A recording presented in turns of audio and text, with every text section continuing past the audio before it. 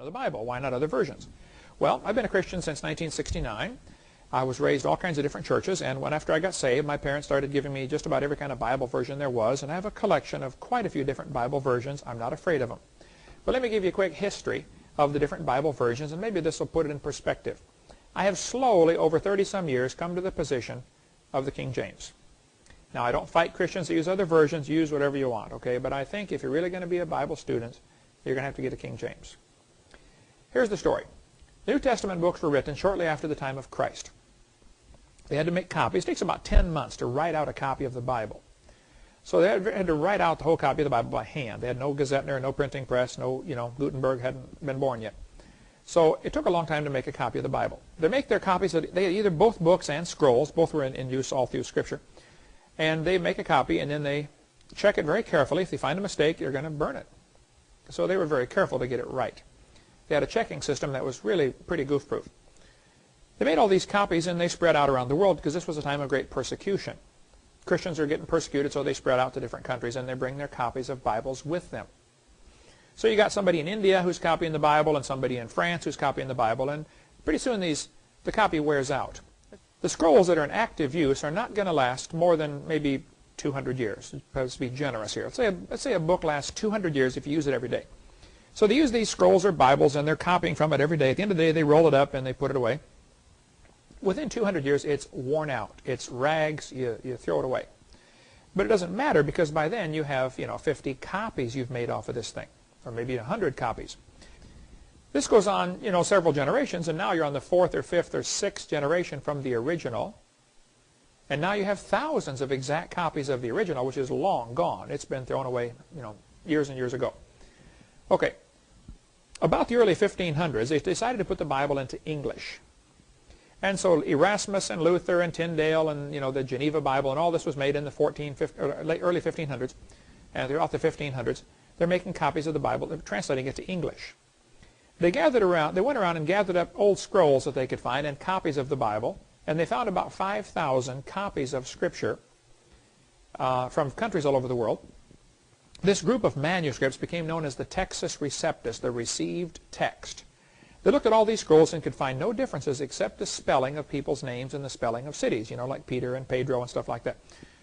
So they made English translations, and finally the King James in 1611 was made from these texts, what's called the majority text. Meanwhile, down in Egypt, there was a group of folks called the Alexandrians down in Alexandria, Egypt, which was at that time a major city. A major library was there, which later burned, but a major city in Alexandria, Egypt. There was a cult down there called the Alexandrians. They're sort of like Jehovah's Witnesses. They wanted everybody to think they were Christian, but they believed a lot of strange things. So they made their own version of the Bible. They left out a lot of verses they didn't like. They changed little things here and there. It was a careful counterfeit, but a counterfeit nonetheless.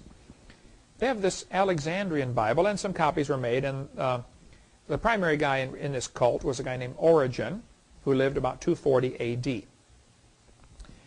In 350 A.D., 2 copies of the Alexandrian Bible were made, and those copies are called the Sinaiticus because it was found in the Sinai desert in a monastery, and Vaticanus because it was found in the Vatican Library in the basement, I believe. Those 2 copies from 350 A.D. are still around today. The Latin Vulgate was made from those manuscripts in 380 A.D. It was translated to Latin. Then in 1582, the Catholic Church ordered the translation of the Latin Vulgate into English, and that's where the Douay Confraternity and the Douay Rheims version come in. The Douay versions were made from the Latin, which was a good translation of the wrong manuscript. They're translating the Alexandrian. So they got the bad manuscript, the corrupt, cult manuscript, being translated into English, which became the official Catholic version in use today, the Douay version of the Bible. 2 guys named Westcott and Hort came along in 1875, and they took these Alexandrian manuscripts, of which I think about 15 or 17 of them were found, I don't know, and they said, these are old manuscripts, therefore they're better. Well, now hold on a minute. Yes, they're older, but that doesn't mean they're better. They're older because they're worse. The people didn't use them. They didn't wear them out. But they made a modern Greek version of the Bible from this ancient one. They put it on new paper, new ink, and made a new Greek edition in 1875. This was then translated into English, at least the New Testament in Greek. And so the English translations of the Alexandria of the Westcott and Hort text include the Revised Version done in 1881, the American Standard Version done in 1901, the Revised Standard in 1946, and the New World Translation, Jehovah's Witness Bible, made in 1950, the New American Standard Bible, made in 1960, the Good News Bible, the Amplified Bible, the Living Bible, and the NIV.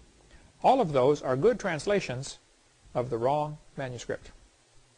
So I don't fault the translators. I think they're probably sincere men, probably intelligent men, but they're translating the wrong book.